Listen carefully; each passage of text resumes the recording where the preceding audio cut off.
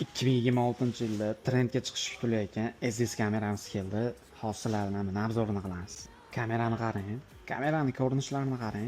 Hosilar bilan unpacking jarayonini ham qilamiz. Kameramiz o'zi ko'rinishi shu dizaynda bo'ladi. Qaranglar, qanaqa ixcham mini kamera. Eng qizig'i, bu kameramiz ikkita ko'zli bo'ladi. Ya'ni ko'zi ikkita.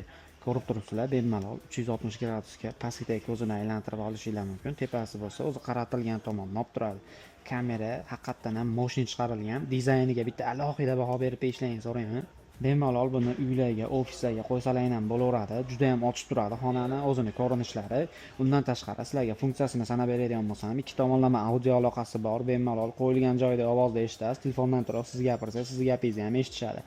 Undan tashqari ushbu kameramizda nashna videolari bor. Undan tashqari ikkala ko'zi ham 4 megapikseldan bo'ladi. Tiniqlik borasida ham bemalol ko'rishingiz mumkin bo'ladi xonani. Hech qanaqa epizodlarni o'tkazib yubormaydi. Datchik dvijeniyaси bor, qo'shimcha funksiyalari bor.